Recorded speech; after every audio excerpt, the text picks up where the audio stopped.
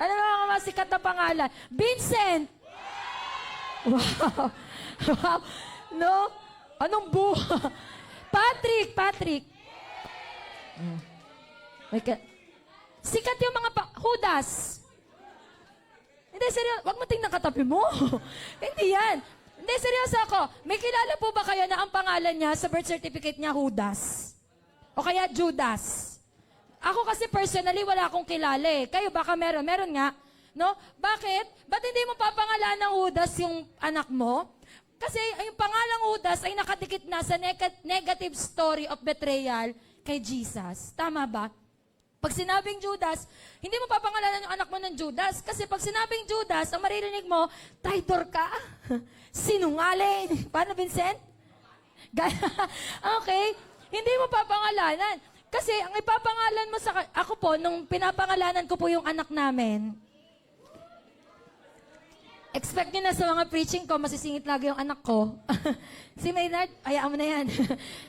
Nung pinapangalanan ko si Bria, nag-iisip talaga ako kasi gusto ko yung pangalan niya, yun yung magiging buhay niya. So, ang pangalan niya ay Brianna Matetria. So, yung Brianna, ang ibig sabihin niya ay strong. Yung Matetria, ang ibig sabihin ay female disciple. Kasi gusto ko siyang maging strong female disciple.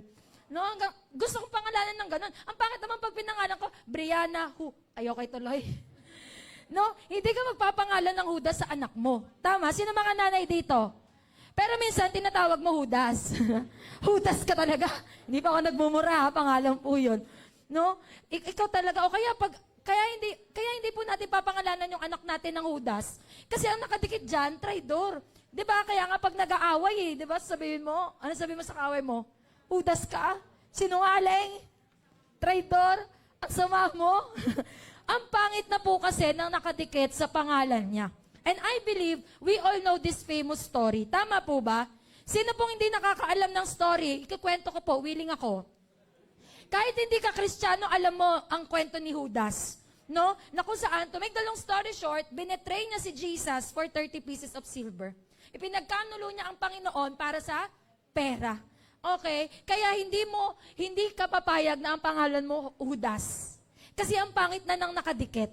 Okay? Kaya please, huwag mong tingnan katabi mo. No? Pag sinabi huwag tingnan, titingnan. Ang galing talaga. Okay?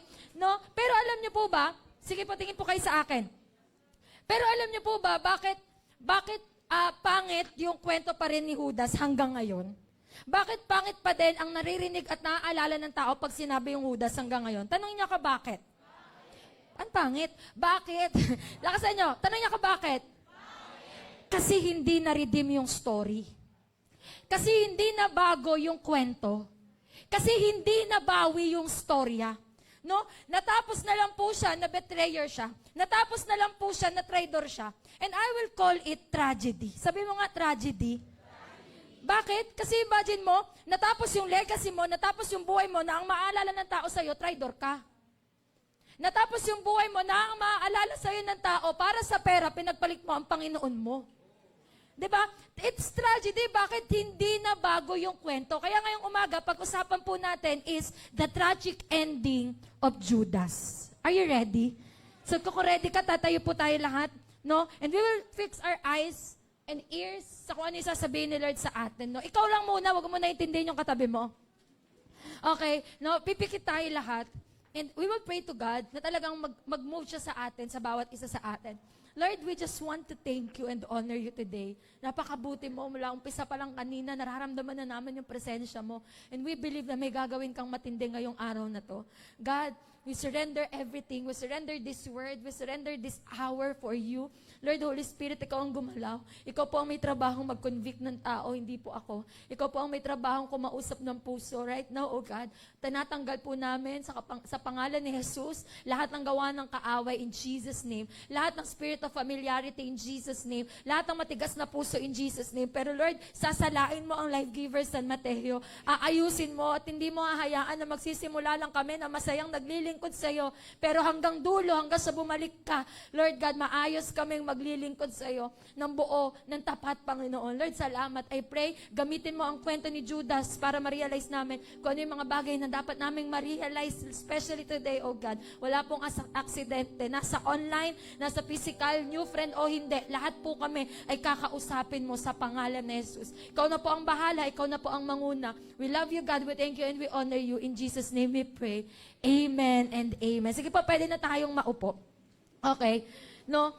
So bago po natin pag-usapan yung ending ni Judas, tingnan muna natin yung beginning niya. Okay ba? Actually po, ang ganda po ng pangalan ni Judas. Okay? Ang Judas po ay Greek version ng Judah, which is the Hebrew word, na ang ibig sabihin ay praise or let God be praised. Siguro nang pinanganak si Judas, nagdiriwang yung magulang niya. Okay? Pero ngayon, hindi mo ipapangalan sa anak mo yung Judas. Kasi nagdiwang ka. Bakit? Kasi nga, ang maaalala mo, hindi yung meaning ng name, pero yung ginawa ng name. No? Dahil sa betrayal. Okay? So, yung Iscariot naman po, Judas Iscariot, yung Iscariot ay probably reference kung saan po nanggaling si Judas. Yung Ish po ay man, and yung Cariot ay place. Okay? And that is Cariot. So, ang tawag sa kanya ay man of Cariot. Kung si Judas po ay galing sa Cariot, ang Cariot po ay hindi Galilean place. Hindi po siya, it's a Jew. It's a Jewish place, okay? So, out of the 12, tingnan niyo pong maigi, no? Si Judas lang po ang hindi Galilean. Si Judas po ay isang Jew, okay? Ibig sabihin, out of the 12, parang siya yung pinaka-outcast. Actually, mas ahead, may mga paniniwala po yung mga Jewish people na mas ahead sila kaysa sa mga Galilean. Okay? So, meaning to say, kung man of Cariot siya, beginning ng buhay niya, letter A, he knew the word of God. Why? Because sa mga Jewish people po, 6 years old pa lang yung batang lalaki, pupunta na po yan ng temple para magkabisado ng Bible. Ang pinapakabisado po sa kanila ay Torah. No? Okay ka na, Faye? Okay ka na?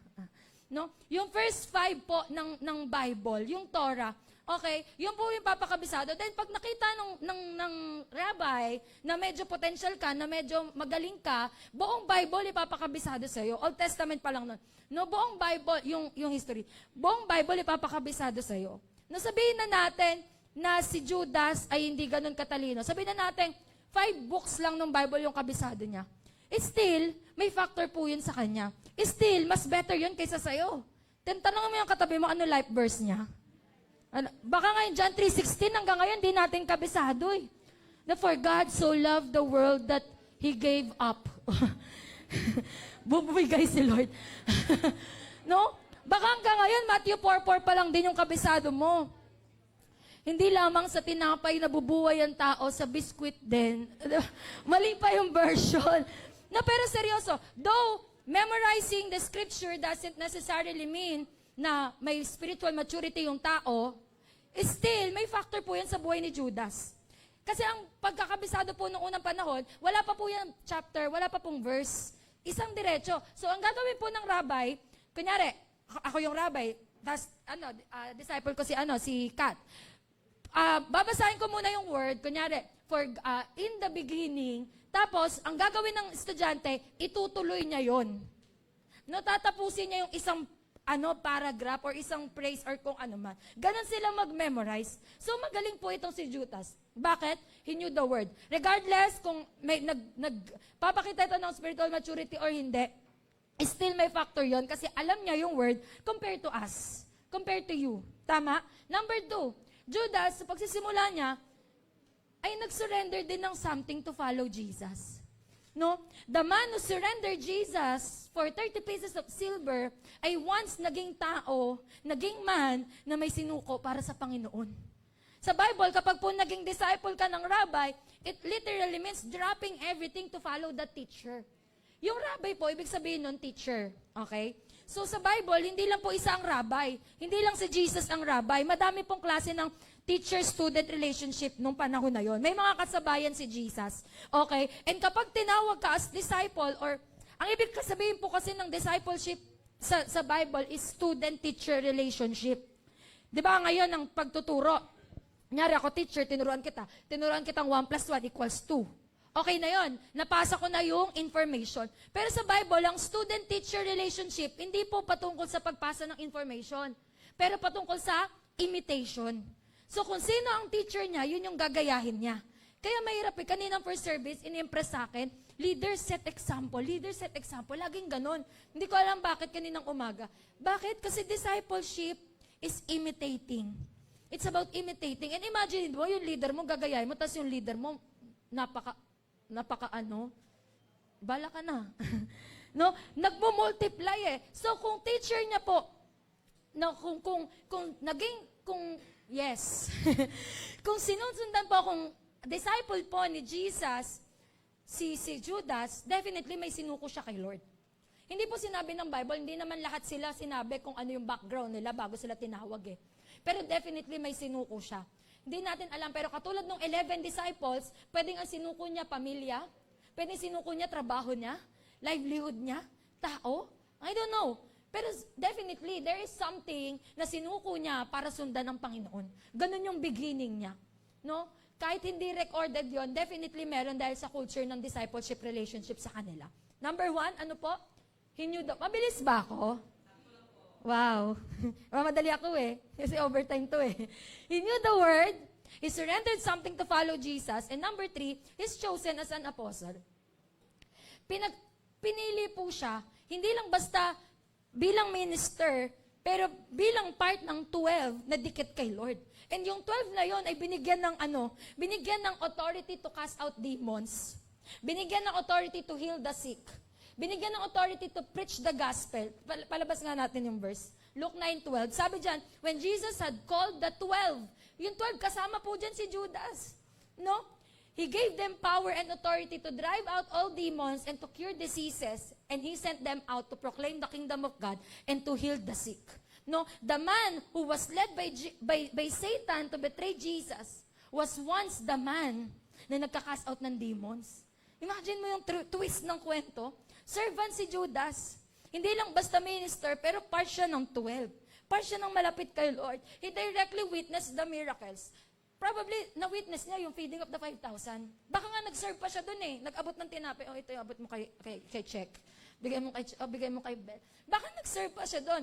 He witnessed what? The teachings in the mount, the Sermon in the Mount. Na-witness niya, yung pagbuhay kay Lazarus. Na-witness niya yung mga bagay na ito. He heard all the teaching of Jesus. Okay? He heard everything. No, alam niya din na may hell. Alam niya din na may heaven. He heard the parable of the prodigal son. Tama. Alam niya lahat. Probably alam niya din na tinuturo ni Jesus ang forgiveness. Na the Lord will accept his son na bumabalik sa kanya.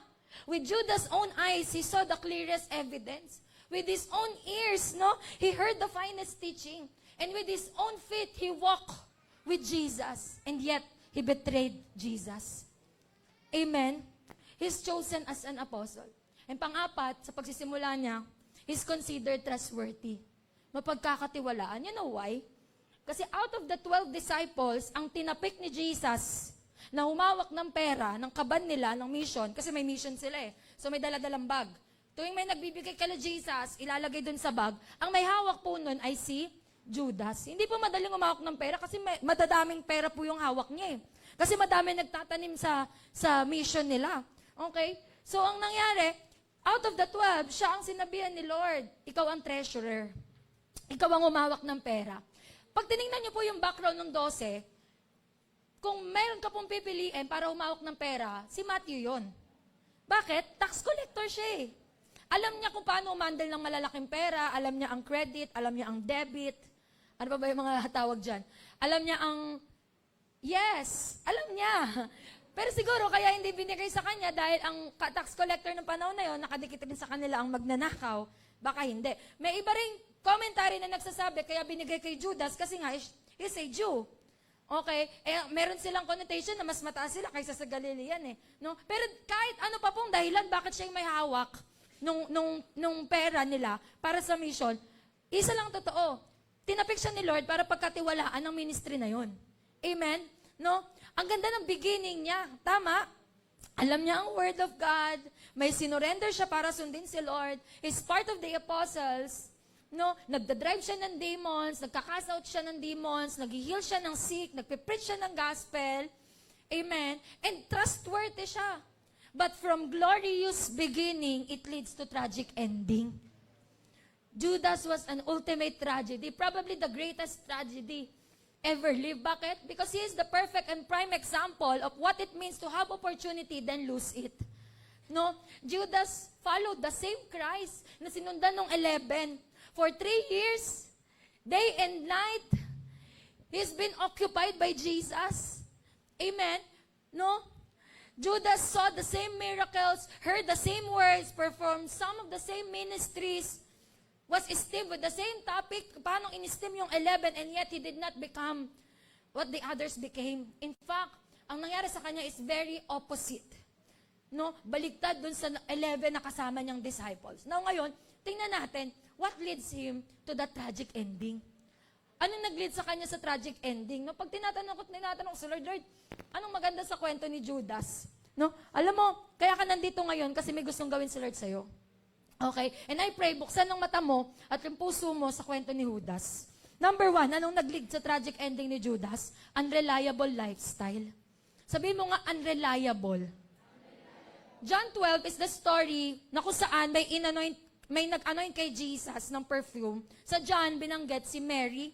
Okay? So, yung inanoint niya, ang pag-anoint po ng pabango, or pagbuhos ng pabango, ang pabango po noong unang panahon, hindi yan katulad ng pabango ngayon. Na pag-spray lang, tatabi mo na yung pabango mo. O kaya, bubuksan mo yung takip, itatap mo sa katawan mo, tas okay na. Hindi. Ang lagayan po niyan is special jar na kung saan, para po magamit mo yung pabango, babasagin mo yung leeg. Kailangan basag, tapos ibubuhos mo lahat ng laman. So, hindi siya yung magtitira ka, talagang ibubuhos mo yung laman nung jar. Okay? Now, mahal po yung pabango na yon. Ang sabi ng Bible, ang amount po nito ay nag-equivalent sa isang buong taon na sahod. Eh, kung sahod mo sa isang buwan, kaninong sahod? Sahod na lang ni Vincent. No? Sahod ng buong isang taon. No, kaya nag-react yung isang disciple. At sino yung disciple? Si Judas. Sabi niya, but one of his disciples, Judas Iscariot, who was later to betray him, objected.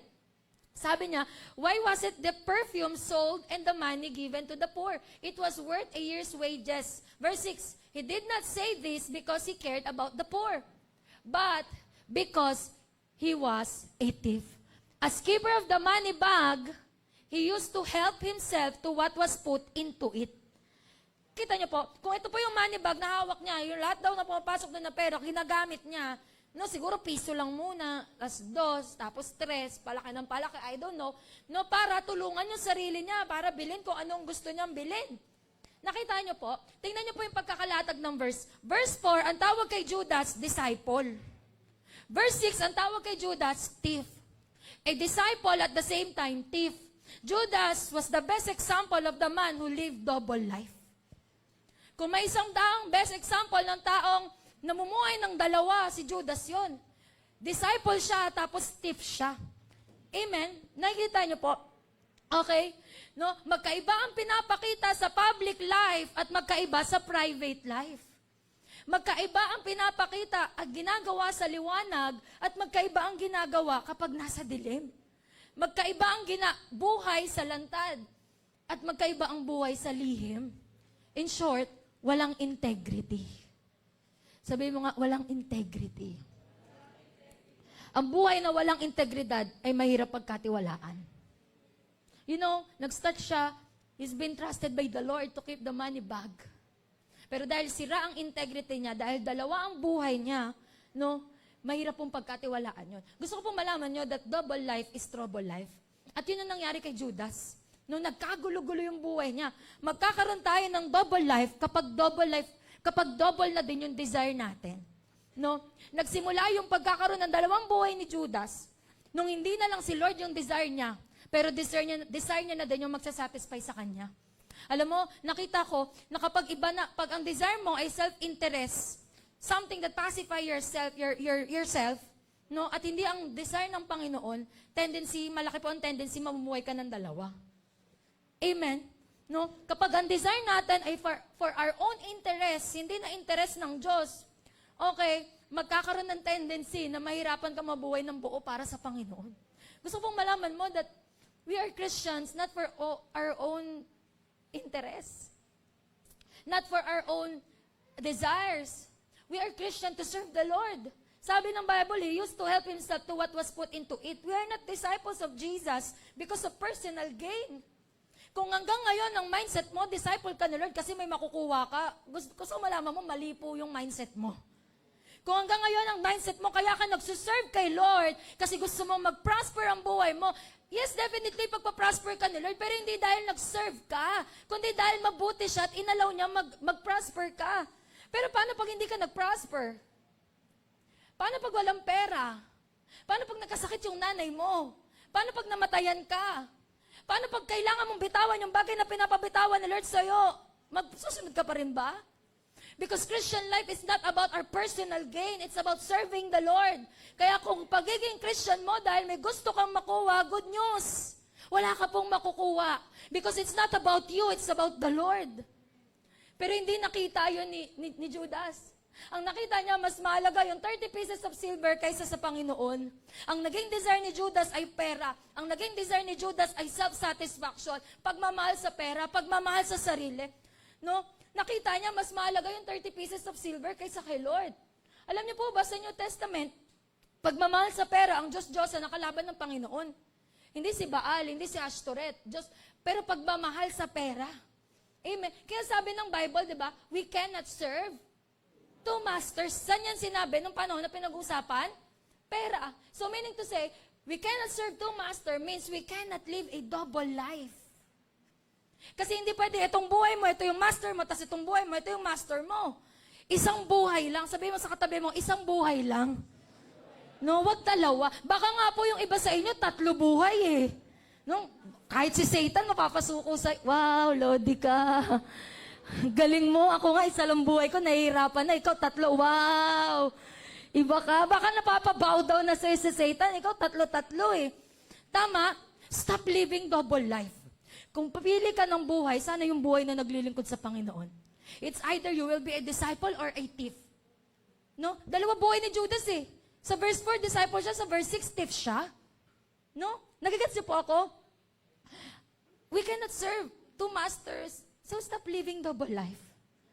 Anong buhay ang pipiliin mo? Buhay na naglilingkod o buhay na ayaw? Mamili ka, isa lang. Tapos yung pinili yung ayaw, no? Eh, di bala ka. Choice mo yan eh. Okay, nag-shift si Judas from desiring Jesus to desiring what the world can offer. No, nag-shift ang desire niya. Okay, kaya siya double life kasi gusto niya yung gusto ng flesh at gusto ng spirit magkasama. It cannot be done. Actually, contrast po yan. Di mo mapagpapasama yung gusto ng laman at gusto ng spirit eh. Tama po ba?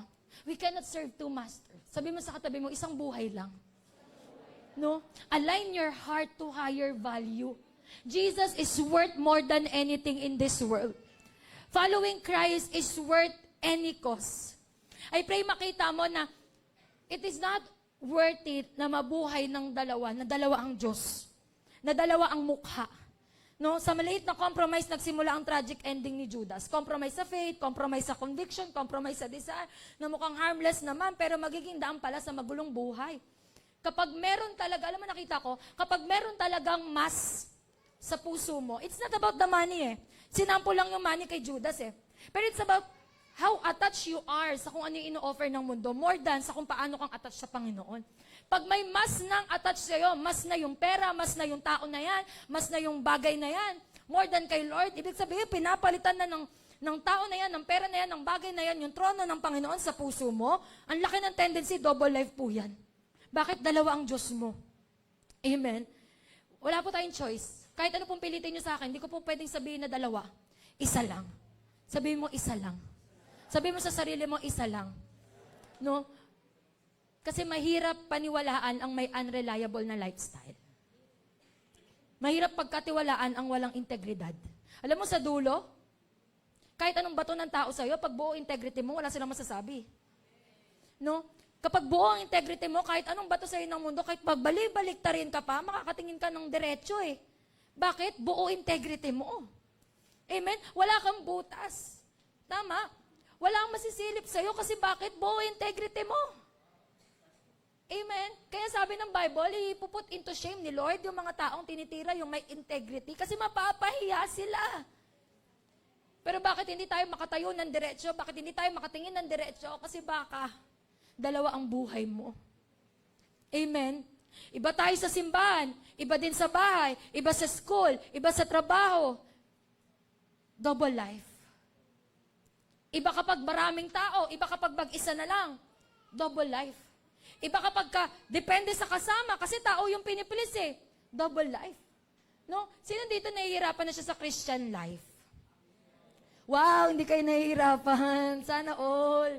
Sino pa nahihirapan sa Christian life? 5 lang tayo. Meeting tayo mamaya at alamin natin ba't hindi nahihirapan yung iba. No? Mahirap po ang Christian life. Pero tingin kayo sa akin. Mahirap na yung Christian life. Papahirapan mo pa dahil mas mahirap yung doble cara. Bakit? Isang buhay nga mahirap nang ayusin eh. 2 buhay pa. Imagine mo, sobrang energetic mo pagdating sa church, pagdating sa bahay, iba ka. Pagdating pag mag-isa ka na lang, iba ka. Ang hirap nun. Ang hirap i-manage ni self. Di ba? Ang hirap i-manage nun. Parang nagbabagong tao ka. May sumasanib na ibang tao. No? Problema kapag 3 pa yung buhay mo. No, Lodi ka talaga. Lodi. Mapapayo ko si Satan sa'yo. Ako nga, 1 lang, ikaw 3. Wow, Lodi. No? Nag-iiba tayo, depende sa kasama, kasi tao pinipis. Double life. Kala mo, sana maintindihan natin na nakakapagod yung buhay na doble cara. Ang masakit sa double life, tingin kayo sa akin, akala mo, half Christian ka, tapos half hindi ka Christian. Hindi po. You are a whole being of unbeliever. Bakit? Kasi at the very first place, hindi mo nilagay yung faith mo kay Lord. Kasi totoong naniniwala at naglilingkod kay Lord, maglilingkod yan ng tapat. Maglilingkod yan na may takot sa Diyos. Sa PowerPoint po yan. No? Mamumuhay yan ng may takot sa Diyos. Nasa PowerPoint yan. Ang totoong, yan. May script ba kayo? Ayan, good. Okay. No? Kaya sabi ng Bible, darating ang panahon, pagbalik niya, hindi lahat nangaharap sa kanya na Christian. Kilala niya eh. Sabi ng Lord, sabi ng Bible, darating ang panahon, I never knew you. Pwede kang makuha mong salita kay Lord, di kita kilala. Tapos nasagot mo, Lord, nagcast ako ng demons. Si Judas, nagcast ng demons. Lord, nagpagaling ako ng may sakit. Si Judas, nagpagaling ng may sakit. Lord, nag-preach ako ng gospel. Si Judas, nag-preach ng gospel. No, tapos sasagot ni Lord, I never knew you. Alam mo, na-realize ko na ngayon, bakit ganun yung isasagot ni Lord. Tanong niya ako, bakit? Kasi kahit si Lord nalilito na eh. Sino ka ba? Dalawa kasi yung buhay mo, hindi ko makita kung akin ka ba o sa Kanya. Baka nag-uusap na sila ni Satan, si Satan nalilito na rin sa'yo, kampon ko ba to? Baka nag-meeting na sila ni Lord. Sa'yo ba to o sa akin? Di ko alam. Sige, sa'yo na lang. Ang dami mo kasing buhay. Sabi mo sa katabi mo, 1 lang. Hindi pwedeng Kristiyano ka, you proclaim to follow Christ and yet ang desire mo nasa mundo. Hindi pwedeng ang Kristiyano ka tapos lumalabas sa bibig mo, parang hindi ka Kristiyano. Hindi pwede yun. Hindi pwedeng 2 buhay. Hindi pwedeng magkaiba yung nasa liwanag at nasa dilim. Hindi pwedeng magkaiba yung sasabihin ng tao sa'yo kasi iba kanya nakikita pag ikaw lang mag-isa o kaya kapag magkakasama kayo ng tropa, tapos iba rin kapag nasa simbahan ka, di ba? Praise the Lord ka dito pagdating sa labas. Tagay pa! Hindi pwede. Hindi pwede. Again, sabihin mo sa sarili mo, 1 lang. Kung Kristiyano ka, totohanin mo na.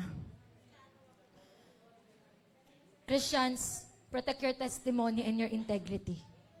Alam mo kung bakit? Kasi, believe me, mahihirapang lumakad ng buo ang taong walang integrity at sira ang testimony. No? Stop living double life. Bakit? Kasi nag-expose Lord.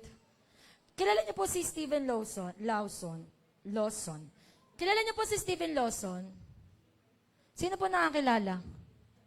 No, he is one of the famous preachers sa Baptist Church. No, famous teacher. Ang galing nito. Grabe. No, meron din siyang ministry, One Passion Ministry ba yun? Or One Ministry, basta ganon. Ang sobrang tindi ng impact niya sa mga handle niya. Matanda na po ito. Ang tagal niya na pong nagsiserve kay Lord. And yet, neto lang lately, naglabas po ng letter, ng memo, yung simbahan po nila, na sinasabing binababa na po sa pagkapastor si Stephen. Dahil, ang maganda naman kay sa story niya, in-expose niya yung sarili niya. Umamin siya, lumapit siya sa mga pastor niya at sinabi na, I'm having an illicit affair. No? Hindi mo mauhulaan na mayroon siyang kabit or meron siyang illicit affair. Kasi nga, ang tindi na itong preacher. Ang tinding teacher. Ang laki ng contribution niya sa mundo ng Christianity, especially sa Baptist Church, until meron siyang matagal na relationship na, pero in-expose niya. Amen. Ang maganda sa kanya, nag-expose siya. Nag-expose siya, in-expose siya yung sarili niya sa liwanag. Meron pa, it really broke my heart. Do you know Ravi Zacarias? Sino nakakilala kay Ravi Zacarias? He's a faith defender. Etong taon na to, niyanig niya lang naman ang mundo ng Kristyanismo. Ang dami pong born again sa kanya. In fact, si Hayden ko, isa po siya sa dahilan bakit na born again si Hayden ko. Okay, at iba't ibang sulok ng mundo, ang tindi po niya, grabe yung influence niya. And then he died. I forgot ko anong year, baka 2021, something like that. Pandemic yun eh. So, nag-mourn lahat ng tao, umiiyak ng mga tao kasi namatay siya. Grabe, syempre, ang tindi ng galaw sa mundo ng Kristyanismo eh. And then, a year after his death, biglang boom, may lumabas na natagpuan sa cellphone ni Ravi Zacarias ang mga iba't ibang videos and pictures na minomolest siyang bata. Imagine, alam mo, umiiyak ako nun, feeling ko mag-anak niya ako. Kasi ang laki ng impact niya sa akin eh. And to tell you honestly, sa ayaw mo man at sa hindi, leaders, kapag na-fall ang leader, malaki ang pilay niyan. Pero nakita ko rin kapag nag-expose si Lord, hindi lang yung na-fall, yung tinitest, pati yung mga makakarinig ng fall. Pati yung paano magre-response yung church. Okay, ang masakit nun, patay ka na, 1 taon na eh. In-expose pa din ni Lord. Hindi natin alam kung come to the light ba si Ravi, hindi natin sure, hindi natin alam yung buhay niya. Pero masakit doon, nakala mo na baon na kasi namatay ka na, pero i-expose pa din ni Lord. Pwede naman binaon na lang sa limot eh, pero nalaman pa din. Maybe it's part of God's plan para sa justice ng mga na molestya. We don't know. Kaya mahirap pong lumakad, tapos sira integrity mo, paano ka paniniwalaan? Paano ka pagkakatiwalaan? Paano mo dadalhin yung magulang mo? Pagdating sa bahay, maldita ka. Pagdating sa church, ang bait mo. Pagdating sa mga disciples, libre kita. Pagdating sa magulang, ang damot mo. Can you say amen? Si Rolando Garcia, sino nakakilala kay Pastor Rolando? CEO ng Big Brew. Yan, dahil Big Brew, alam niya na. No, lately, nagkaroon siya ng issue dahil sa wrong doctrine. Sige, bigay na natin yun. Jesus ness, sige, bigay na natin sa kanila yon. Pero nito lang, in-expose na yung leadership naman nila. Imagine mo, pastor ka, nambubuli ka. So, patawad po sa mga nabuli ko. Lalo na yung asawa ko. Andiyan yung anak ko, naririnig niya lahat. Patawad, anak. Wala ka pang core memory, nak. No? Pastor ka, pinapayagan mo yung magmumura. Siya mismo nagmumura, pati yung asawa niya. Nagmumurahan silang dalawa. Hindi nila alam kung sinong Huda sa GC na naglilik eh. Merong naglilik ng messenger nila eh. Pastor ka, pumapayag ka sa droga. Okay sa'yo yung mga biruan na malalaswa. Okay sa'yo yung mga picture na ganito sa loob ng GC nyo. Ang sakit nun. Nag-expose si Lord. Tapos ang response nila sa exposure, sabi nila, pag may nagtanong ng mga magulang nyo kung anong klaseng leader kami, sabihin nyo, may leader ba na nanlilibre sa Baguio? Wow! Anong gagawin? Pasensya na po sa mga disciple ko, hindi ko kayo nadadala sa Baguio. Ang response nila sa exposure ni Lord, pag akin na yung mga account nyo for safety purposes, pati private account kukunin, nag-expose si Lord. Ang hirap paniwalaan ng taong walang integridad. Ang hirap pagkatiwalaan ng taong doble-doble yung buhay. Kasi, sino yung paniniwalaan ko dyan? Anong buhay ba? Amen? Alam mo, na-realize ko, kaya palang tagal-tagal ko mawin muna yung mga magulang ko noon. Kasi iba talaga ako pagdating sa bahay eh. Talaga, tama ba, Ma? Papa. O nagbago na ba ako? Or baka hindi talaga, wala talaga. Pero naiintindihan ko na pag pure yung paglilingkod mo sa Panginoon at makita nila na buhay ang Diyos mo, dahil nakikita sa actions mo, sa wordings mo, hindi mahirap dalhin ng mga taong ito. Kaya kung ikaw, winiwin mo pa rin yung family mo, don't condemn yourself kung wala pa sila dito. Pero sumunod ka ng buo. Maglingkod ka ng buo. Maging buo ka kay Lord. Amen? Si Judas, sobrang tigas. In fact, he's trying to cover up yung double life niya by being active in the ministry. Kaya hindi lang unreliable lifestyle yung nag-lead sa kanya sa tragic life. Ano pa? Number 2, unconfessed sin. Dahil sa double life ni Judas, nag-breed pa ito ng sunod-sunod na pagtatago ng kasalanan. Kaya after siyang i-rebuke ni Jesus, regarding dun sa pag-anoint sa kanya, ang ginawa ni Judas, kasi ganito yung story, nag-anoint, tapos ni-rebuke ni Lord, bakit mo sinisita si Mary? Ako, mawawala na ako dito sa mundo. Yung mga poor, lagi niyong kasama. Siguro, hindi nagustuhan ni Judas yung rebuke, umalis. May mga ganyan eh. Nung ni-rebuke, umalis. Di sorry. No? Or pwede ding, yung thief, dahil hindi niya inaamin yung maliliit na pagnanakaw niya, nag-breed na ngayon ng mas malaking kasalanan. Papatay na ng tao. Para sa 30 pieces of silver. Amen? So after ng anointing of the Bethany, pumunta ngayon siya sa mga chief priests, tapos sabi niya, Matthew 26:14-16, then one of the 12, the one called Judas Iscariot, went to the chief priest and asked, "What are you willing to give me if I deliver him over to you?" Si Jesus, sikat po siya. Kita po siya ng lahat. Marami siyang follower. Pero bakit kailangan pa ng isang Judas para i-deliver si Jesus? Why? Kasi nga, mali nga yung gagawin ng mga chief priests. Dapat sa tago. Kasi kapag maraming tao nila hinuli si Jesus, kukuyugin sila. So, kailangan tago. Ngayon, hindi naman lahat nakakaalam saan nagpupunta si Lord pag siya lang mag-isa eh. Ang nakakaalam niyan, 12 disciples. Kasi pumupunta siya sa solitary place. Tama? Nagpe-pray siya doon, di ba? Minsan, inileleft niya yung sarili niya para mag-pray, para kumunik sa Ama. Okay. So, sino ang maglalantad? Yung malapit sa kanya. And that is Judas. Sabi ng verse, from then, Judas watched for an opportunity to hand him over. Di natin alam gaano katagal yung inantay ni Judas para gumawa ng magandang pagkakataon, paano i-offer, paano i-hand him over. No? Pero meaning to say, while doing ministry, he is doing sin behind. Church, San Mateo, we cannot do ministry actively while doing sin secretly. You know why? Tanong niyo ako bakit? Because we can't fake anointing. We cannot alter power with human effort. Pwedeng magawa mo yan. Pwedeng active ka sa ministry and yet may kasalanan ka behind. Pero walang anointing. Magpapagod ka lang. May exhaust ka lang. Amen? Panagsa ko na slide. We cannot fake anointing. We cannot alter power with human effort. Sabi ng verse kanina, di ba? He was a thief. And no one knows kung sino yung tinutukoy ni Jesus na magbebetray sa kanya. Madaming beses po sinabi ni Lord na may magbebetray sa kanya. Sinasabi niya sa disciples niya. Tapos ang response lagi ng mga disciples niya, hindi nila alam kung sino. No, actually meron pa panagsa ko ng verse. Luke 22 sabi dyan, but the hand of him, si Jesus na nagsasabi, who is going to betray me is with mine on the table. Sila lang yung nasa table, 12, 13 lang sila kasama si Lord. The Son of Man will go as it has been decreed, but woe to that man who betrays him. Verse 23, they began to question among themselves, which of them it might be who would do this. Alam niyo kung bakit nagtatanungan po sila? Tanungin niyo ulit ako bakit. Dami ko alam, no? Tanungin niyo ako bakit. Kasi lahat po sila mukhang holy. Lahat sila mukhang righteous. Lahat sila minister. Lahat sila nagkakas ng demon. Lahat sila nagmi-ministry. Lahat sila active kasama ang Panginoon. Kaya nung sinabi ni Lord, may magbebetray sa kanya, nagtinginan eh. Sino? Baka nga si Judas umacting din eh. Sino kaya?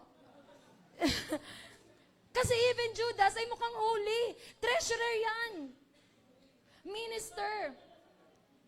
Rupa, umamin ka na. Joke lang. Amen. Pwede pakitapon to. Kaninong face mask to? Bakit may face mask dito? Tapan natin. Huwag mawakan sa ano lang. Amen. Lahat sila mukhang holy. Kaya hindi nila naulaan kung sino. Amen. Alam mo, ang ugat ng double life ay unconfessed sin. Bakit nagkakaroon ng doble-doble, triple-triple yung pamumuhay? Because of unconfessed sin. Yung hidden sin ng pagnanakaw ni Judas, hindi niya inaamin. Yun ang dahilan bakit nakapag-penetrate si Satan sa kanya. Bakit nakapasok si Satan sa kanya. Yung Matthew na verse, yung verse kanina, yung Matthew, sa Luke and sa John, ang sinabi ng Bible doon, palabas ako ng Luke. Then Satan entered Judas. Ang pinanggalingan po niyan is yung sinabi ng John na thief siya. Tapos pagdating kay Luke at kay John, ang sabi, then Satan entered Judas, pumunta siya sa mga chief priests para magtanong, anong meron anong makukuha ko pag binigay ko sa inyo si Jesus. Gets niyo po? No, after yan ng anointing ng Bethany. And gusto ko po malaman mo that unconfessed sin will always open the door to Satan's power. Nakita ko ngayon post ni Pastor Vlad nito lang, same sa thought, ang galing nga, kinuha ko. Sabi niya doon, sin gives the enemy access to your life. Confession closes those doors. Alam mo, si Satan, ang foothold niya, pinakamalaking foothold ng kaaway sa puso ng tao, lalo ng Kristiyano, hidden sin. Kasi sobrang saya niya eh. No? Satan doesn't gain a foothold in the lives of people who are walking in the light with Jesus. Hindi yan makakatayo sa mga taong lumalakad ng banal. Hindi yan makakatayo sa puso ng mga taong lumalakad sa liwanag kasama ang Panginoon. Saan siya makakatayo? Sa mga taong nagbubukas ng pintuan. Sa pamamagitan ng pagtatago ng kasalanan. Kapag may unconfessed sin ang puso ng isang Kristiyano, especially Kristiyano, lahat naman tayo, may new friend po ba tayo? Meron. Okay? Especially sa puso ng tao, para siyang, kunyari, ito yung puso mo, no? Lumalaki, and whenever you hide sin, nakakaroon siya ng tuntungan. At habang patago ng patago yung mga kasalanan, palaki ng palaki yan, lumalaki yung tuntungan ng kaaway, tumatalo niya, nagmumore. More! More sin to hide. Gumore din yan. Pero whenever you confess it, whenever you come to the light, lagi ko naaalala yung sinasabi ni Pastor, sino nga yun yung sa Love and Purity Fest? Anderson, come to the light. Kahit gano'ng kabigat yan, kahit gano'ng ka-shameful yan, come to the light. Bakit? Kasi whenever you expose your sin, ikaw mismo, inaamin mo yung kasalanan mo. I don't know kung paano, pero ni-expose mo yung sarili mo na ito yung struggle mo, ito yung sin na nagawa mo. Alam mo, nawawala ng tuntungan ng enemy hanggang sa maggulat na siya. Wala na siyang matayuan, ay iwan ko na to. Iwan ko yung puso nito kasi lumalakad siya sa liwanag, may expose ako. Wala pong, kung tama yan, lagi ko sinasabi, kung tama yan, bakit nasa dilim? Bakit mo itatago kung tama? Surprise po kasi eh. Okay, gets. Baka ma-jinx. Pero kung tama yan, bakit mo itatago? Kung tama yan, bakit hirap kang sabihin? Bakit hirap, bakit you keep much effort to hide it? Kung bakit mas lumala si Judas kasi ayaw umamin. Ang galing magpanggap. Kung bakit nakapenetrate si Satan sa buhay niya ay dahil may tuntungan si Satan sa puso niya at yun yung unconfessed sin. Alam mo, hindi makatapos ang hidden sin by covering it with our ministry, with our effort. Matatapos lang yan kapag ang nag-cover na dyan ay dugo ng Panginoon. You cannot cover your sin. Pero sabi ng Bible, His blood that shed on the cross, it will cover multitude of sin. You expose it to the light. Alam mo, ang problema sa hidden sin, akala natin, successful natin itong matatago. Pero hindi. Katulad ni Judas, pwedeng hindi niya inamin sa 11. Sabihin na natin, wala siyang close sa 11. Wala siyang safe place doon. Pero may Jesus siya eh. Yung Jesus na narinig niyang mag-preach. Nagtatanggap siya ng prodigal son. Yung Jesus na narinig niyang mag-preach ng mercy, ng love, and ng forgiveness, pwede siya lumapit, Lord, ito yung struggle ko. Kinukupitan ko yung pera natin, 5%. Ata na daw. Lord, Lord, hindi ko na kaya. Pwede siya lumapit kay Jesus, pero hindi. Ang ginawa niya, tinago niya ng ministry. Kinover ng ministry. No, ginalingan sa ministry para wag malantad. Pero ang problema, kahit itago mo ang bangkay sa aparador, mangangamoy yan. Lalala lang yan. Pwedeng successful ka makapagpanggap sa tao, pero hindi kay Lord. Kasi alam ni Jesus. Tandaan natin na hindi natin kasama si Lord ngayon, pero kasama mo ang banal na spirito. Lahat ng sasabihin mo, lahat ng gagawin mo, lahat ng lalabas sa bibig mo, naririnig niya at nakikita niya. No, ako nga, minsan kahit ako lang mag-isa, tapos pag nakakarinig ako, pag may naiisip akong di maganda, alam mo yung para kang nababasag ka agad. Tama ba? Paano ba pag sinabi mo na, di ba? Don't let your glorious beginning of serving the Lord end up in a tragic ending just because you don't want to confess. Come to the light. Pwede ba sabihin mo sa katabi mo, come to the light? No? Sabi ng Bible, ang mga Kristiyano na namumuhay kasama ang Panginoon ay lumalakad sa liwanag. Huwag ka sa dilim. Amen? Alam nyo, naniniwala ko, even after these 2 points, pwede pa rin mabago sana yung kwento ni Judas. Pwedeng hindi tragic yung ending niya. Even after having unreliable life or even after having hidden sin, 10 minutes na lang, point 2 pala. Ay, more. Even after that 2 points, alam mo, naniniwala ko na possible sanang mabago yung tragic ending niya eh. You know why? Kasi hanggang sa kahuli-huli ang pagkakataon, nag-root si Jesus sa kanya. Nagbigay ng chance si Lord sa kanya to do what is right. Bakit? Kasi even after everything, letter A, Jesus washed Judas' feet. Alam mo yung scenario ng story, yung scene? Ito yung nag-anoint sa Bethany, nakipag-sosyo si Judas sa mga chief priests, tapos washing of feet. Amen. Even though Jesus knew what Judas was about to do, he washed his feet. Nagpakita si Lord na matinding pagmamahal kay Judas. He reached out to him. He made this effort to reach Judas. No? Nakakabasag ng puso na yung pinaglilingkuran mo. Hinuhugasan yung paa mo. Tapos later on, ibebetray mo. Alam nyo ba, na ang ganda ng kwento po na yan, pero hindi ko na i-share lahat ng ibig sabihin ng washing of feet. Pero isang truth patungkol sa washing of feet, hindi po yan ginagawa ng mas mababa, ng mas mataas sa mas mababa. Ang gumagawa po niyan, slave. Or kaya mas mababa dun sa mas mataas. Ang gumagawa po ng washing of feet is slave. Okay?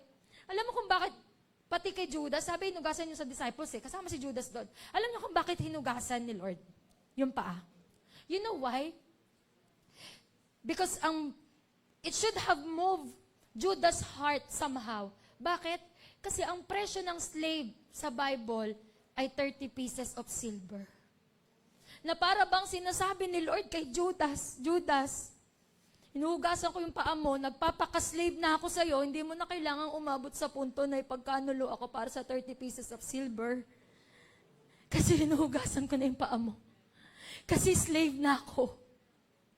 Para sa pagmamahal ko sa'yo. Alam mo, minsan ganyan si Lord. May mga senaryo sa buhay mo na mangyayari para hindi ka na umabot sa puntong mag-commit ng kasalanan or i-commit yung bagay na yan, papunta ka na Tapos may mangyayari, pipigilan ka ng Panginoon. Why? Kasi gusto ni Lord maintindihan mo that Jesus Christ is not worth betraying for.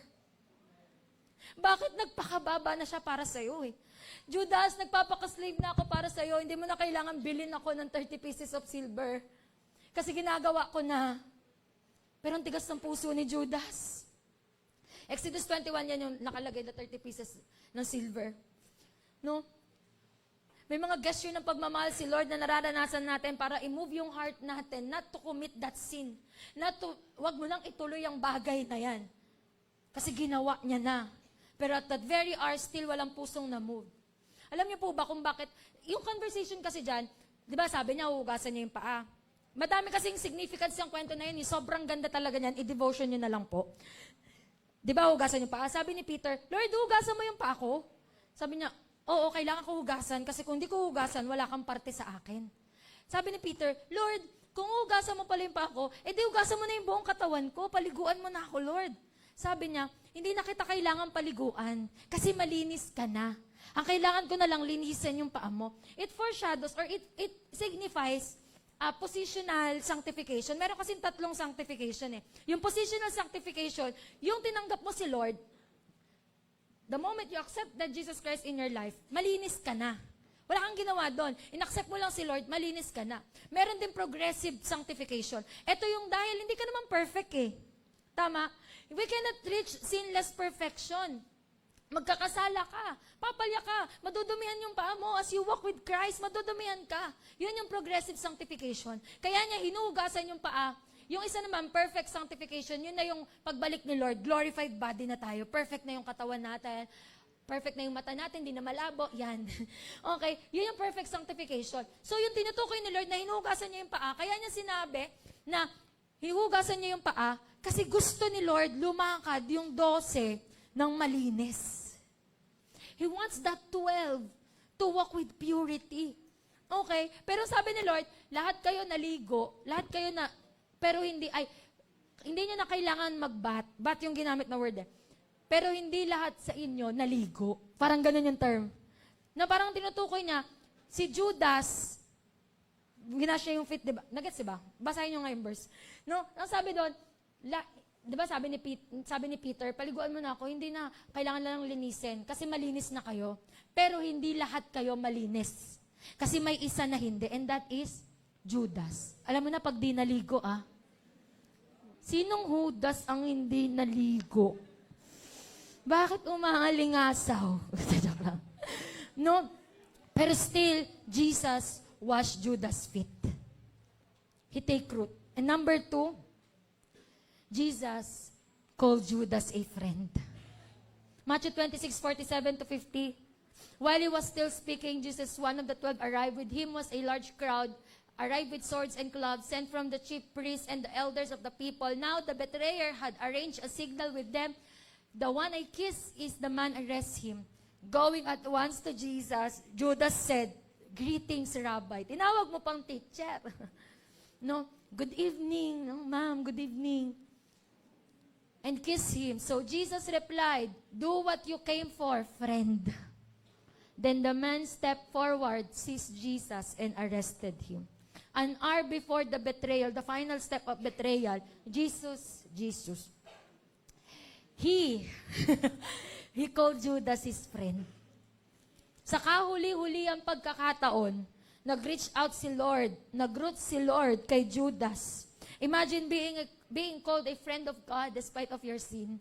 No? Bakit tinawag ni Jesus si Judas na friend? Alam niyo kung bakit? Kasi katulad kung paano inugasan ni Lord yung paa niya, ito rin ay way ni Lord to remind Judas ng teaching niya. Bago po yung senaryo na yan, nung washing of feet, no, John 14, 15, 16, 17, mga prayer yan ni Jesus. No? Mga sinasabi yan ni Jesus sa mga disciples niya. Probably nung kumakain sila, I don't know. John 15, binanggit niya doon, tinuro ni Lord. Sabi niya, John 15, "Greater love has no one than this, to lay down one's life for one's friend." Na para bang, ang sinasabi ni Lord kay Judas, "Judas, sobrang mahal kita. Kaya kahit parte ka ng pagkamatay ko, gagawin ko to para pa rin sa'yo." May kailangan ka lang gawin. Natapos na nabetray na Bakit? Teaching niya yun bago yung araw na yun mismo. Sinasabi ni Lord in John 15, tapos John 16, pinag-pray niya yung mga disciples. John 17, pinag-pray niya lahat ng believers. No, sinasabi yun ni Lord sa kanila, na greater love has no one than this. Yung ialay ng isang tao yung buhay niya para sa kaibigan. At yun yung ginawa ni Jesus kay Judas. Thinking na mamumove yung heart ni Judas. Thinking na babalik si Judas sa Panginoon. No, kasi wala na tapos na Pero sa kabila ng lahat ng to, kaya hindi na bago ang tragic ending niya is because number 3 and last, because of unrepentant heart. Matthew 27, tapos na traidor niya na betray niya na, napagkanulo niya na. Early in the morning, all the chief priests and the elders of the people made their plans to how to have Jesus executed. So they bound him, they led him away and handed him over to Pilate, the governor. When Judas, who had betrayed him, saw that Jesus was condemned, he was seized with remorse and returned the 30 pieces of silver to the chief priests and the elders. Sabi niya, "I have sinned." He said, "For I have betrayed innocent blood." Sabi ng mga chief priests, "What is it for us?" Ano naman? Responsibilidad mo na yan. No, so Judas threw the money into the temple and left. Then he went away and he hung himself. No, pag inisip mo yung scenario, siguro nung nakita ni Judas na dinedrag na si Jesus, no, hinihila na siya, tapos kung ano ang pinagagawa sa kanya, Siguro nag-come to senses si Judas. Teka lang, hindi na pala. Wag na pala. No, tumakbo siya papunta sa mga chief priest, nakiusap. Teka lang, stop na natin yung deal natin. Ito na yung 30 pieces of silver. Tama na yan. Akin na yung Lord ko. Akin na yung teacher ko. Balik mo na sa akin yung rabbi ko. Pwedeng ganun eh. Nagmamakaawa siya, pwedeng baka lumuhod pa siya. Sige na. Tama na, ayoko na pala. Hindi ko na pala siya gusto ibigay sa inyo. Ito na yung 30 pieces of silver. Tapos sagot sa kanya ng Lord. Ayan, sagot sa kanya ng chief priest. Ano naman? Wala na kami dyan. Responsibilidad mo na yan. So, ginawa niya, tinapon niya yung 30 pieces of silver dun sa may field, sa temple, then tumakbo, and nagpakamatay. Bakit? Sino dito nakakaya niya yung guilt kapag nagkakasala siya? Wow, kaya niyo? Ay, hindi pala. Mali pala yung tanong ko. Hindi pala. Oh. Hindi niya nakakaya yung guilt pag nagkakasala siya. Di ba, minsan nga may mga cases na parang ang hirap-hirap pumarap kay Lord. Piling mo, ang kapal-kapal na ng pula sa mukha mo kasi hindi ka makaharap kay Lord. And definitely, yun yung nararamdaman ni Judas. Imagine, for 3 years, you are occupied by Jesus, tapos in just for 30 pieces of silver, ipagkakanulo mo siya. And definitely, yun yung nararamdaman ni Judas. Kinakain na siya ng guilt niya, kinakain na siya ng shame niya. Pero ang problema kay Judas, nag-remorse lang siya, pero di siya nag-repent. Remorse is what? Remorse is yung matinding pag-iyak, matinding pagtangis, matinding guilt na nararamdaman mo na parang ayaw mo parang gusto mong bawiin yung nagawa mo. Nag-remorse lang siya pero di siya bumalik kay Lord. Remorse is na guilty ka lang pero di ka bumalik kay Lord. Nung makikita natin ang ginawa niya, nung nakonsensya na siya, nung naramdaman niya na mali yung ginawa niya, instead na tumakbo siya sa Panginoon, tumakbo siya sa chief priest. Kasi minsan ganyan tayo. Kapag na-expose na tayo, kapag na-realize na natin yung mali natin, we are trying our very best to cover, na bawiin yung ginawa natin. No? Instead of you running to Jesus, kneeling down, saying, Lord, sorry, binenda kita, ako yun nag-kiss sa'yo. Lord, sorry, ako yun, Lord, gusto kong bumalik sa'yo, huwag mo akong iwan, Lord. Lord, wag kang umalis, sasama ako sa'yo. Hindi, tumakbo siya, hindi kay Lord, pero sa chief priest para ayusin yung nagawa niya. But I want you to know, hindi mo maaayos ang sarili mo. Kaya ang problema sa Kristiyano, pag nagkakasala siya, teka lang ayusin ko lang sarili ko hindi mo maayos. Kakainin ka lang ng kakainin ng guilt mo. Kahit anong galing mo sa ministry, hindi mo mako-cover. Ang kailangan mo, bumalik kay Lord. Tumakbo kay Lord. Umamin kay Lord. Sabihin yung kasalanan mo. You expose yourself to the light. Huwag ka lang umiyak pag nagkasala ka. Mag-decide ka magpabago. Huwag ka lang umiyak kapag nakagawa ka ng kasalanan. Bumalik ka kay Lord. And Judas failed to do it. Instead, ang ginawa niya, he hung himself. By hanging himself, he abandoned everything, even his service to God. Nung nagpakamatay siya, parang sinabi niya na rin na ayoko na lang din maglingkod. Ayoko na lang din, grabe na yung kasalanan ko, hindi na ako karapat-dapat. Alam mo, ito yung mali sa Kristiyano eh. Akala mo, pag okay yung spiritual life mo, karapat-dapat kang maglingkod. Alam mo, gusto ko malaman mo, okay yung spiritual life mo o hindi, parehas yung hindi tayo unworthy maglingkod. Lahat sa grasya ng Panginoon. No sin can hinder God to use you. Ang kailangan mo lang magrepent. Ang kailangan mo lang umamin. Ang kailangan mo hindi gawa ng paraan para hindi mo kailangan bawiin yung 30 pieces of silver. Hindi mo kailangan ibalik yung 30 pieces of silver. Hindi mo kailangan bawiin yung deal. Ang kailangan mo, tumakbo ka kay Lord. Kasi siya ang aayos sa'yo. Of course, may consequences. Mabigat. Tama. Hindi po pwedeng walang consequences. Pero kaya may consequences yung mga ginagawa nating kasalanan para di ka na umulit. Hindi natin nararanasan ng consequences kasi galit sa'yo si Lord. At ayaw ka na niyang gamitin, mali. Kaya may consequences kasi pag di mo naramdaman yung bigat, uulit ka. Hindi naman nila ako dinia eh. Hindi naman nila ako, inamo pa nga nila ako eh. Pag walang consequences, magpo-produce tayo ng mga baby na Kristiyano. Kaya may consequences kasi gusto tayong itama ni Lord. Pag nagkamali ka at may consequences, yakapin mo. Bakit? Kasi matatapos ang consequences. Dahil merong forgiveness. Nagpapatawad si Lord. Si Jacob, Ilang years niyang niyakap yung consequence, hindi siya gumante. Hindi siya pumalag kasi alam niya consequence yung pagiging cheater niya eh. Pero after nun, nag-submit siya sa authority ng Panginoon, binago ni Lord yung identity niya from Jacob to Israel. Pinilayan lang siya saglit. Pinaamin sa kanya, I am Jacob. Jacob means deceiver. Na parang sinasabi niya, I am deceiver, Lord. So from now on, I will change your name from Jacob to Israel. And you will handle many nations. Imagine, ang kailangan ni Lord, hindi ayusin mo yung nagawa mo. Wala na yan. Tapos na yan. Ang kailangan ni Lord, magpaayos ka sa Kanya. Takbo ka sa Kanya. Balik ka sa Kanya. Amen. Instead of repenting and surrendering, no, minsan, we cover things up, wag na. Tama na. Enough na yung panahon na umiiyak tayo dahil guilty tayo sa kasalanan. Pero hindi naman tayo nagpapabago sa Panginoon. Kaya tragic ang ending ni Judas dahil akala niya, kaya niya nang wala ang Panginoon. By hanging himself, he abandoned his faith.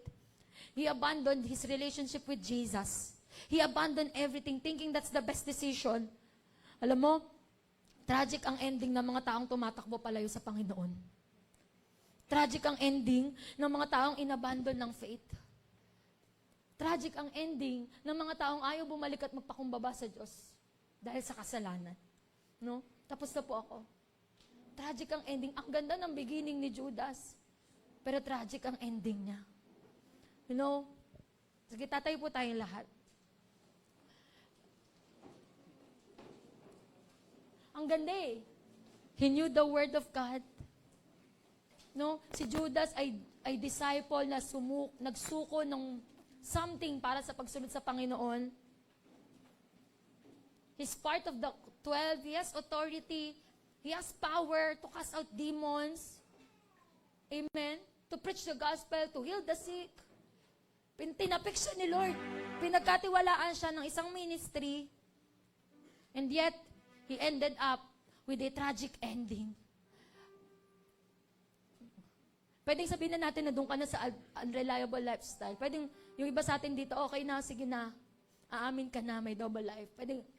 Pwedeng iniisip mo ngayon, oo na, sige na. Ito na yun. Ito ka na. May unconfessed sin. Oo na, ito na. No? And you feel like hindi na kayang maayos. Alam mo, gusto kong malaman mo, na ngayong oras na huhugasan ng Diyos ang paa mo. At tatawagin ka niya bilang kaibigan. Pero ang kailangan mong gawin ay bumalik sa Kanya. Repent. You need to decide today to stop living that double life. Judas' life story is a tragic one.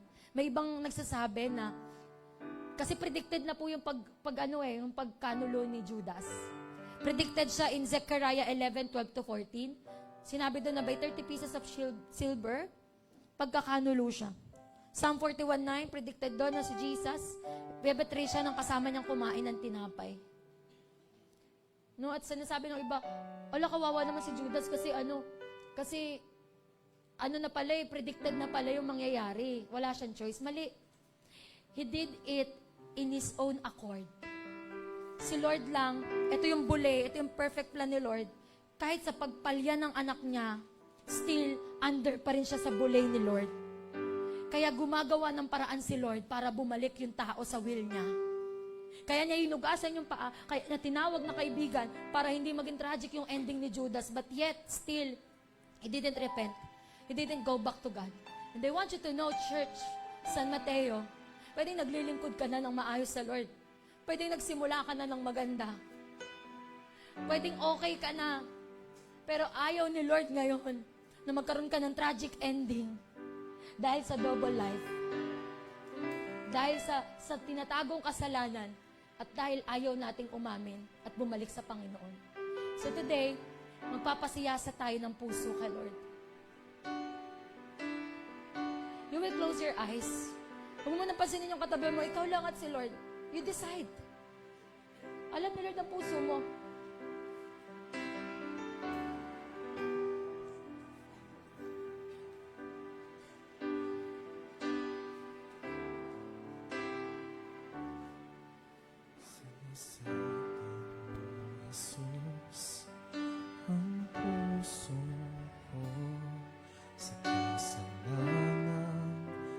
nagawa laban sa'yo. Nagtatapat, sumasamo, tumatulog sa harap ng banal mong trono. Siyasatin mo, Jesus, ang puso ko sa kasalanan nagawa laban sa'yo. Nagtatapat, sumasamo, tumatulog sa harap ng banal mong trono. Malapit, di man karapat-dapat sa kabanalan mo. Biyaya, kawan, kapatawaran sa'yo ay nakamtan ko, o aking Jesus.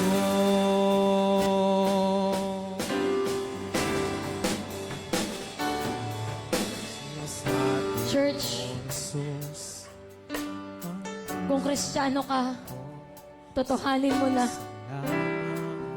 nagawa laban sa'yo. Kita ni Lord. And today, if you are living a double life, tinatanong ka ng Panginoon ngayon, anong buhay ang pipiliin mo? Are you a disciple or a thief? Surrender that life. A life that doesn't please God. Ang buhay sa dilim, suko mo na yan. You decide, you shift your desire for these worldly things to Jesus. Isang desire lang, isang buhay lang. You choose a higher value. And that is Jesus. Naglilingkod ka na lang din, totohanin mo na. Surrender that hidden life. Akala mo lang successful yun mo, natatago yan, pero hindi. Nag-expose si Lord. Surrender that hidden life. And right now, confess that sin. Siya sa atin, O Jesus. Confess that sin. Puso ko sa Church, kasalanan ngayong oras na to, nagawa laban sa'yo. nagsisip si Lord ng mga disipulo niya. Nagtatapat, Kilala ni Lord ang Kanya. sumasamo, And so, tulog sa confess that harap sin. ng banal mong trono. Aminin mo. Kalapit, Aminin mo sa Panginoon. karapat-dapat sa kabanalan mo. Expose yourself. Biyaya, Come on, church. kawan, kapatawaran sa'yo Expose yourself to God. ay nakamtan ko. Huwag ka na sa buhay na madilim. Malapit, Huwag ka sa dilim. di man karapat-dapat sa kabanalan mo. Surrender that sin. Biyaya, Surrender. kawan, kapatawaran Surrender. sa'yo Surrender. ay nakamtan ko. Amen sa Diyos. Aking lumalapit, Arabashik karabababa. karapat-dapat sa kabanalan mo. Yaya, kawan, kapatawaran sa'yo ay Sharabasik nakamtan karabat ko. harabababababa. Sa Mateo, nagsasala ang Panginoon ngayon. Kung bakit mo ito naririnig? Kasi sinasala ng Panginoon ngayon ng mga disipulo niya. And if you feel like you are one of those people katulad ni Judas, it's too much to bear. The shame, the guilt. You can't imagine. And it feels like ang hirap bumalik. Ang hirap umamin. Ang hirap maging malaya. And feeling mo, wala lang pag-asa. Feeling mo, hindi na mangyayari ang plano ng Panginoon sa'yo. Gusto ko malaman mo, na katulad ni Judas, may kasama siya nakasala, and that is Peter. 3 times he denied Jesus. Hindi ko alam kung gaano ka nakaraming paulit-ulit na nagkakasala. But by 3 times, the Lord reinstated Peter kasi tumakbo siya pabalik kay Lord. Andyan na yung double life, oo, sige. Andyan na yung hidden sin, oo, sige. Tapos na yan, di mo na magagawa, di mo na mababawi yan. Nagawa mo na. Hindi mo na magagawa ng paraan yan. Pero ang gusto ni Lord, wag ka lang umiyak ngayon. Bumalik ka sa Kanya. Right now. Sa pagbilang ko ng 3, today, if you want to be His disciple, if you want to be used by God mightily, bibilang ako ng 3. Babalik ka kay Lord. Kung kaya mo lumapit sa harap, mas okay. Pero kahit asan ka, tatanggapin ka ng Panginoon. Isa! Church! Nire-refine ng San Mateo, 2. Ay nakamtan ko. You go back to Christ. 3. Kneel down in your own will. Balik kay Lord. Huwag mong gawa ng paraan. Arabasin ka ng kapatawaran sa'yo ay nakamtan ko, o aking lumalapit. Lord, lumalapit kami sa'yo ngayon. Dapat sa kabanalan mo, kaya kawan kapatawaran sa'yo ay nakamtan ko, o aking malapit. Suko na ako. Karapat dapat Ayoko na lang dala-dalawang buhay. Suko na ako. Gusto ko ng lumaya. kapatawaran sa'yo. Lord, palayain mo ang mga taong ito. Nakamtan ko, o aking malapit. Di man karapat dapat sa kabanalan mo. Kaya kawan kapatawaran sa'yo ay nakamtan ko, o aking Jesus. Lord, right now, basagin ang matitigas na puso. Church, ayaw masayang ni Lord ang paglilingkod mo. Nagsimula ka ng maganda, huwag kang papayag na pagbalik ni Lord, hindi ka niya kilala. And if you feel like it's too heavy, you can carry it. Wala ka ibang kailangan gawin ngayon, kundi bumalik lang kay Lord. May consequences, oo, tanggapin mo, yakapin mo. Pero ang mahalaga ngayong araw na to, nagde-decide ka lumakad sa liwanag.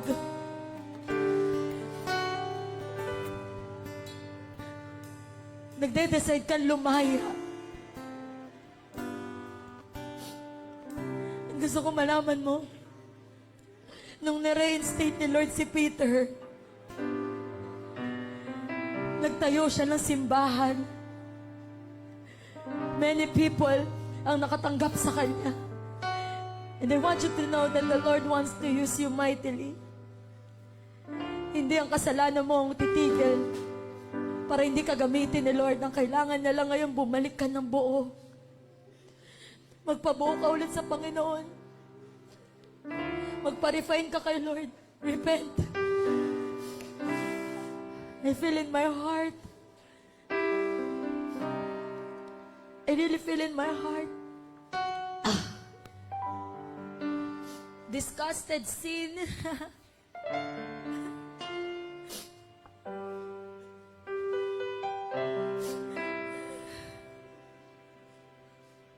The Lord is impressing in my heart, San Mateo. Mga kasalanang sobrang nagpapabasag ng puso ng Diyos right now. Surrender that sin. Hindi ko alam paano kalalaya. Pwede kang umamin sa leader mo, sa spiritual na guide mo. Hindi ko alam paano. Pero gusto ni Lord lumakad ka ng banal. Ngayong oras na ito, inuugasan ng Diyos ang paa mo. Nililinis ka niya. At tinatawag ka niyang kaibigan. Walk again. Walk with the Holy Spirit. Walk with purity.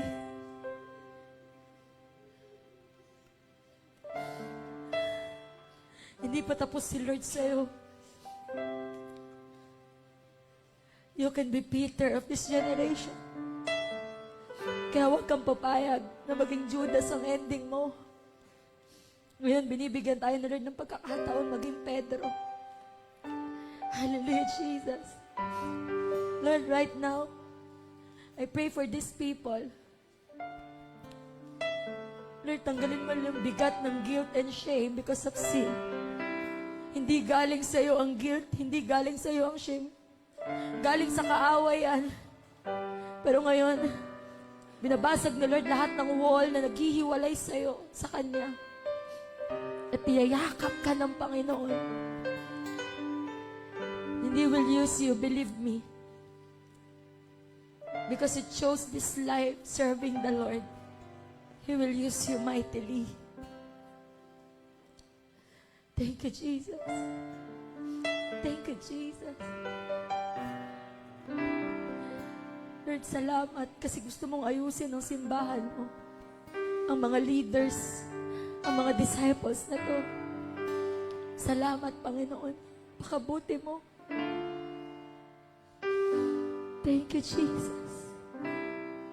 Lord, ngayon pa lang, binabalik namin sa iyo lahat ng papuri. Salamat sa ginawa mo, Lord. We claim victory upon victory. We claim your forgiveness. We claim your cleansing. Lord, right now, today, nagde-decide kami na mabuhay ng isa.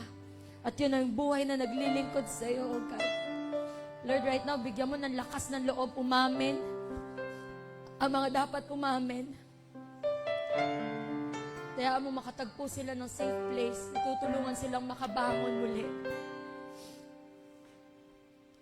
Salamat, Panginoon. Napakabuti mo. Binabalik namin sa lahat ng papurit pagsamba.